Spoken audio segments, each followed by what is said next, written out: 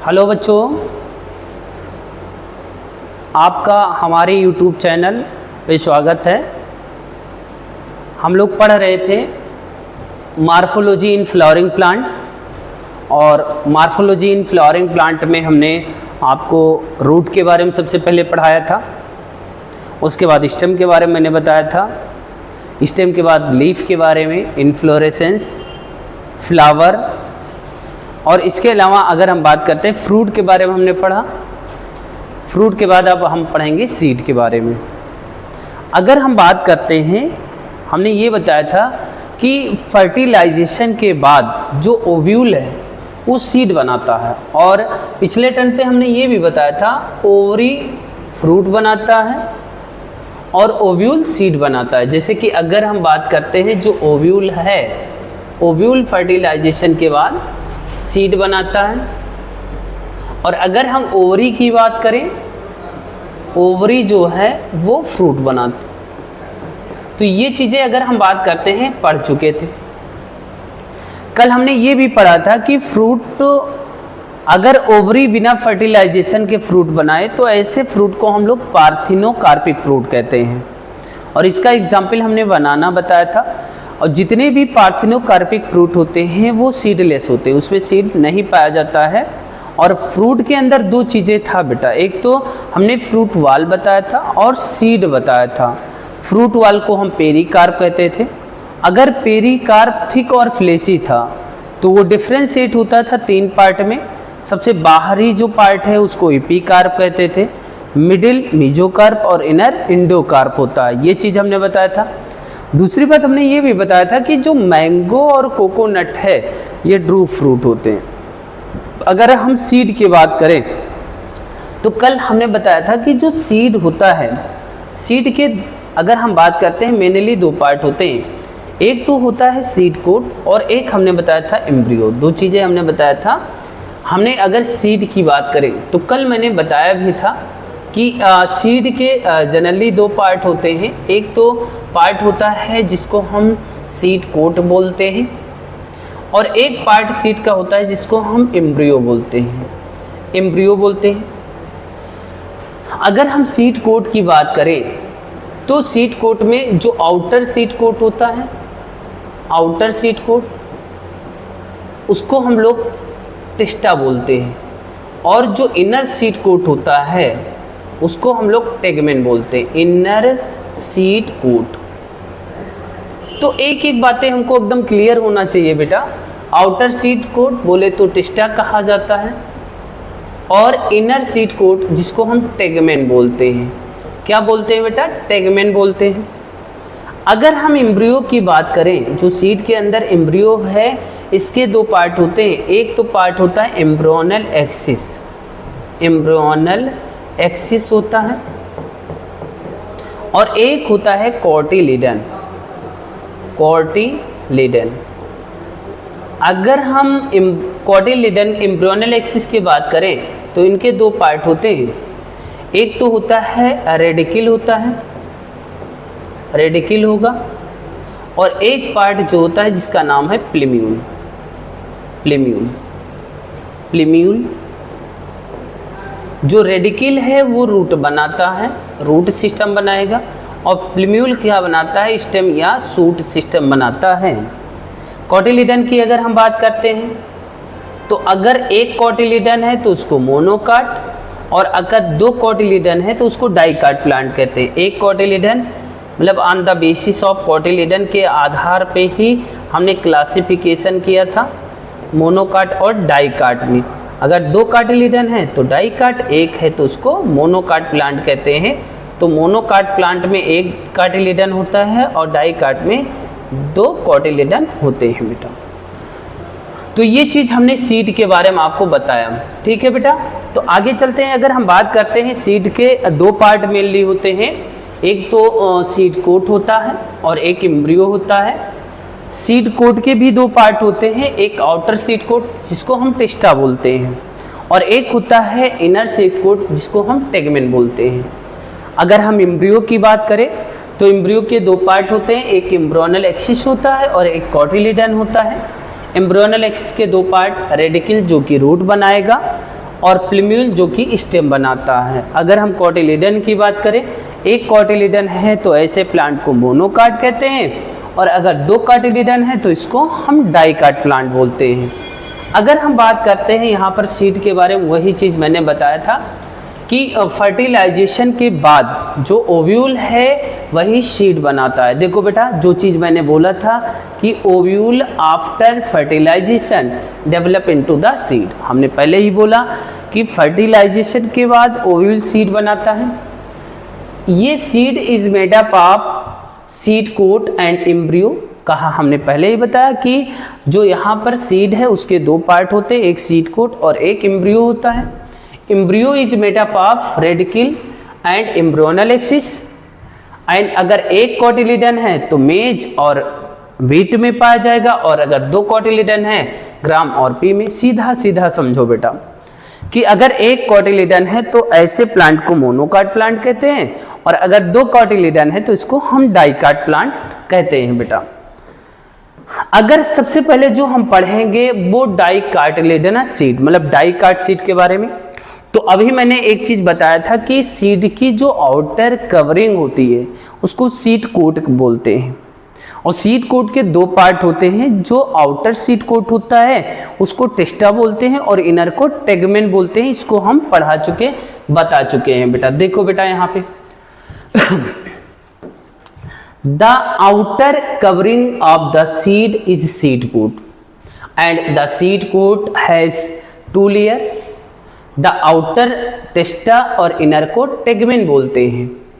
Hilum एक structure बताया गया है, is a scar on seed coat, एक खांच होता है, through which developing seed which attach to the fruit. कहा गया एक हाइलम के बारे में ये बताया गया जो डेवलपिंग सीड है फ्रूट स्टेज पे जैसे प्लांट से अटैच होता है, उसी के ऊपर एक स्कार, एक खांच होता है, और हाइलम के ऊपर अबव द हाइलम एक छोटा सा पोर होगा जिसको माइक्रोपाइल कहा जाता है। एक्चुअल में जो सीड होता है, सीड में पानी या ऑक्सीजन जो जाता है वो माइक्रोपाइलर रीजन से जाता है। हाइलम के ऊपर होगा ये micropyle. With in the seed, अगर हम सीड की बात करें, यहाँ पर फोटोज बना है, और ये फोटो में अगर देखा जाए, इसको उल्टा करके अगर देखा जाए तो यहाँ पर हमने हाइलम बताया है और हाइलम के ऊपर यहाँ पर माइक्रोपाइल बताया गया है। तो एक चीज़ यही है हाइलम, और यहाँ पर हमने पहले ही बताया था जो सीड होते हैं, सीड के दो पार्ट होते हैं, एक तो सीड कोट यहाँ बाहर दिखाया गया है और एक होता है एम्ब्रियोनल एक्सिस। एम्ब्रियोनल एक्सिस के ये देखो बेटा, अगर हम एम्ब्रियो की बात करते हैं दो पार्ट होते हैं, एक तो ये एम्ब्रियोनल एक्सिस हो गया और एक पार्ट ये कॉटिलीडन का हो गया। ये देखो बेटा, कार्टिलीडन के अगर ऊपर की बात करें तो यहाँ पर ये प्लूम्यूल है, ये वाला पार्ट प्लूम्यूल है और नीचे ये वाला रेडिकल है, और ये प्लूम्यूल स्टेम बनाता है और जो ये रेडिकल है वो रूट बनाता है बेटा। ये चीज़ बताया गया। तो यहाँ पर वही बातें बताई गई हैं कि एम्ब्रियो सीड कोट हमने बताया, उसके बाद एम्ब्रियो है, और एम्ब्रियो के दो पार्ट होते हैं जो हम पढ़ के आए, embryo consisting and embryonal axis and two cotyledon. कहा गया हम पढ़ क्या रहे हैं, डाइकाट सीड पढ़ रहे हैं। तो डाइकाट सीड की खास बात ये थी कि डाइकाट सीड में जो कॉटिलीडन की संख्या होती है दो होती है। एम्ब्रियोनल एक्सिस के अलावा दो कॉटिलीडन होते हैं, और एम्ब्रियोनल एक्सिस के दो पार्ट होते हैं। जो कॉटिलीडन के ऊपर पार्ट होता है उसको हम प्लूम्यूल बोलते हैं, और नीचे जो उसको रेडिकल के बोलते हैं। प्लूम्यूल हमेशा स्टेम बनाता है और जो रेडिकल है वो रूट बनाता है। देखो बेटा, the cotyledon are often fleshy and full of reserve food material. Dicot seed की खास बात है कि खाना रिजर्व फार्म में जो स्टोर होता है वो कॉटिलीडन के में स्टोर होता है, इनके एंडोस्पर्म में खाना स्टोर नहीं होता है। इसलिए डाइकाट सीड को हम नॉन एंडोस्पर्मिक सीड कहते हैं, क्योंकि इसमें डेवलपिंग एम्ब्रियो के दौरान जो आपका एंडोस्पर्म है वो पूरी तरह से कंज्यूम हो चुका होता है। At the two end of the embryonal axis present radicle and plumule हम पढ़ चुके हैं। In some plant such as castor endosperm form result of the double fertilization is storing food tissue is called endospermic seed। देखो बेटा, यहाँ पर बताया यह गया है कि कुछ डाइकाट सीड ऐसे भी होते हैं जिनमें रिजर्व फॉर्म में जो खाना होता है वो कोटिलिडन की जगह पे एंडोस्पर्म में स्टोर होता है, और अगर एंडोस्पर्म में स्टोर होगा तो ऐसे सीड को हम लोग कहते हैं एंडोस्पर्मिक सीड। और इसका एग्जाम्पल है कैस्टर। क्या होता है बेटा? कैस्टर होता है इसका एग्जाम्पल। लेकिन ज्यादातर जो डाइकाट प्लांट होते हैं उनमें कार्टिलिडन में खाना स्टोर होता है, एंडोस्पर्म मैच्योर सीड तक परसिस्ट ही नहीं होता है, खत्म करता है, इसीलिए इसको हम लोग कहते हैं नॉन एंडोस्पर्मिक सीड। देखो, in plant such as bean, gram and matar the endosperm is not present in mature seed and such seed is called non endospermic seed. यहां पर अगर हम बात करते हैं कि नॉन एंडोस्पर्मिक सीड, ज्यादातर जो डाइकाट प्लांट होते हैं वो नॉन एंडोस्पर्मिक सीड होते हैं। अच्छा, क्यों होते हैं? क्योंकि इनमें एम्ब्रियो के डेवलपमेंट के दौरान सारे एंडोस्पर्म कंज्यूम हो चुके होते हैं, मैच्योर सीड स्टेज तक एंडोस्पर्म परसिस्ट ही नहीं करता है, और इसीलिए कहा जाता है नॉन एंडोस्पर्मिक सीड। लेकिन जो डाइकाट प्लांट होते हैं ज्यादातर उनमें जो खाना स्टोर होता है वो कोटिलिडन के अंदर स्टोर होता है। लेकिन कुछ एक्सेप्शन भी होते हैं, जैसे कि यहाँ पर बताया गया कैस्टर के बारे में कि कैस्टर एक ऐसा डाइकाट प्लांट है जिनमें खाना रिजर्व फॉर्म में स्टोर होता है एंडोस्पर्म के अंदर। तो यहाँ पर समझ लीजिए ये कैस्टर क्या है बेटा, एक्सेप्शन है। इसके अलावा पूरी सोलेनेसी फैमिली एंडोस्पर्मिक होती है, बल्कि सोलेनेसी फैमिली भी आपकी डाइकाट फैमिली है, लेकिन ये भी पूरा क्या है, एंडोस्पर्मिक सीड वहाँ पर पाए जाते हैं। अगर हम बात करते हैं मोनोकाट सीड की, अच्छा चलो, अगर हम मोनोकाट सीड की बात करें तो मोनोकाट सीड को हम लोग एंडोस्पर्मिक सीड कहते हैं। अच्छा, इसलिए कहते हैं क्योंकि इनमें रिजर्व फॉर्म में जो खाना स्टोर होता है वो एंडोस्पर्म में पाया जाता है, मतलब मैच्योर सीड स्टेज तक एंडोस्पर्म पाया जाता है, और इसीलिए इसको हम लोग कहते हैं एंडोस्पर्मिक सीड कहते हैं। लेकिन एक चीज और भी बताया गया, इसमें भी एक्सेप्शन है। एक प्लांट होता है मोनोकाट में आर्किड, जो आर्किड प्लांट होता है वो कैसे होता है, नॉन एंडोस्पर्मिक सीड होता है।